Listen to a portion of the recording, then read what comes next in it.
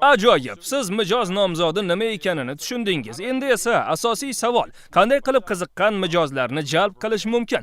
Qanday qilib odamlar siz sotayotgan narsaga qiziqish bildirishi mumkin? Shu haqida gaplashamiz. Buning 9 bosqichi bor. Oldiniga faqat sizni qiziqtirish uchun kirish qism bo'ldi. Endi esa konkret taktikalar haqida gaplashamiz. Bu yerda haqiqiy natijalar beradigan usullar bor. Demak, 9 bosqich: yo'lni topish, to'g'ri taklif, auditoriya, yetkazish, hal qilish, nomlash, soddalashtirish, sifatni oshirish va keyingi bosqich. Unda boshladik. Men sport zallari egalari uchun webinar o'tkazishga harakat qildim. Mentorim shunday maslahat berdi. Men esa reklama uchun pul sarflab webinar tayyorladim. 8 hafta natija bo'lmadi. Shu payt boshqa bir yigit ham shu yo'nalishda ishlay boshladi va uning webinari muvaffaqiyat qozondi. U butun mijozlarni olib qo'yadi deb o'yladim. Bu esa menga haqiqiy mijozlarni jalb qilish usullarini tushunishga turtki berdi. Ha, xuddi shunday. Men juda asabiy edim, lekin harakat qilishda davom etdim. Natija bermayotgan bo'lsa ham to'xtamadim. Nihoyat reklamalarni ishga tushirdim. Mamlakat bo'ylab auditoriyani qanday boshqarishni o'rgandim.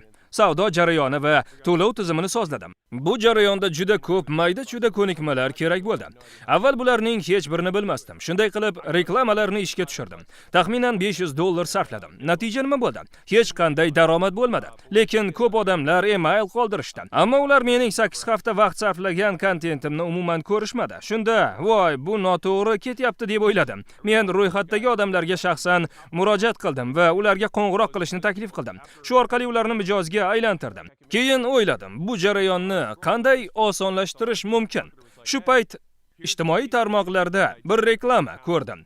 Qaysidir marketolog qayta reklama bilan $100,000 ishlash haqidagi tadqiqotim deb e'lon qilganda qiziqib ustiga bosdim. 13 daqiqalik webinarda u ekranni bo'lib, reklama va auditoriyani jalb qilish usullarini oddiy tushuntirdi.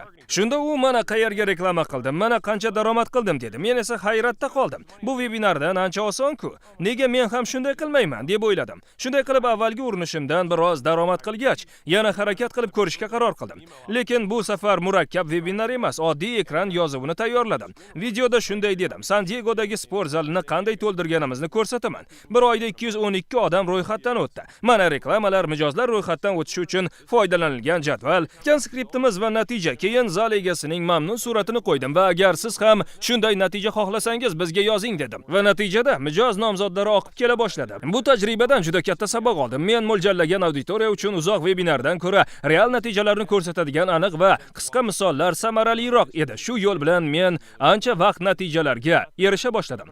Muammo webinarlar emas, balki mening tajribam yetishmasligida edi. To'g'ri auditoriya va yo'nalish tanlash muhimligini tushundim. Agar mijoz jalb qila olmasangiz, taklifingiz qiziq emas yoki noto'g'ri auditoriyaga yo'naltirilgan. Mijozlarni jalb qilish uchun ularga haqiqatan kerak bo'lgan narsani taklif qilish zarur. Tasavvur qiling, oldingizda panjara bor va uning narigi tomonida katta va mazali sabzi turibdi. Sabzi qanchalik jozibador bo'lsa, odamlar shunchalik tezroq panjaradan sakrab o'tib uni olishga harakat qilishadi. Aynan shunday tamoyil mijozlarni jalb qilishda ham ishlaydi. Ularga e'tiborlarini tortadigan taklif berish kerak. Mana shu tajriba menga to'g'ri yo'nalish tanlash naqadar muhimligini ko'rsatdi. Xo'sh, nega bu muhim? Taklif bu mahsulot yoki xizmatni sotish jarayoni bo'lib, asosiy daromadingiz shunga bog'liq. Biznesingizda turli yo'nalishlar bo'lishi mumkin.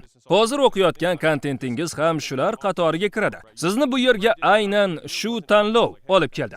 Ha, bepul kurs ham taklif hisoblanadi, lekin bu mening asosiy taklifim emas. Mening asosiy biznesim kompaniyalarga sarmoya kiritish va eng katta daromadni shu yo'nalishda qilaman. Bepul kurs esa shunchaki takliflardan biri. Endi esa yo'nalish haqida aniq tushuncha berishni istayman. Chunki ko'pchilik bu joyda xato qiladi. To'g'ri yo'nalish aniq bir muammoni hal qiluvchi, sezilarli chegirma yoki bepul taklif qilinadigan yechim bo'lib, u aynan kerakli mijozlarni jalb qiladi. Masalan, bu kurs, kitoblar va kontent barchasi yo'nalish hisoblanadi. Chunki biz birinchi kitob bilan asosiy savolga javob berdik. Nima sotish kerak? Bu muammoni hal qiladi, lekin shu bilan daromad oshmaydi. Buning uchun boshqa muhim ko'nikmalarga ham ega bo'lish kerak. Yo'nalish topish faqat boshlanish. Asosiysi mijozga aylantirish, ya'ni kelishuvni yopish. Ko'pchilik aynan shu bosqichda qiynaladi. Men bu haqida keyinchalik batafsil gaplashaman, lekin asosiy tamoyil shuki, har bir kichik muammo hal etilgach, navbatdagi muammo yuzaga keladi va uni asosiy taklif orqali yechish kerak. Shuning uchun men turli bepul resurslar yaratib, ushbu muammolarni yengishga yordam beryapman. Maqsad kimdir mening materiallarim orqali millionlab daromad qilgach, oldinga siljishda qiynalganda biz unga yordam berishimiz. Biznes ma'lum darajaga yetgach, o'sishni davom ettirish murakkablashadi. Kimdir 5 milliondan 20 millionga, boshqasi esa 20 milliondan 100 millionga chiqmoqchi bo'ladi. Bunday o'sish yangi strategiyalar va boshqacha yondashuv talab qiladi. Aynan shu bosqichda biz kelib, ularga keyingi qadamni tashlashga yordam beramiz. Assalomu alaykum.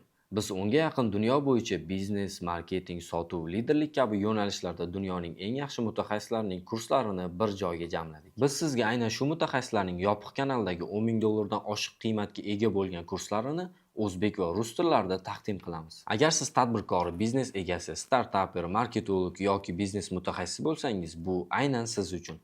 Big Minds platformasida sizga 3 ta yo'nalish bo'yicha jami 8 ta mutaxassis darslari, networking klub. Bu yerda o'z sferangizda insonlar bilan fikr almashishingiz mumkin. Muammolaringizga mutaxassislar tomonidan maslahat va tavsiyalar beriladi. 10 ming dollardan ortiq qiymatga ega bilimlar, tadbirkorlar va mutaxassislar jamiyatiga qo'shilish uchun konsultatsiyaga yoziling.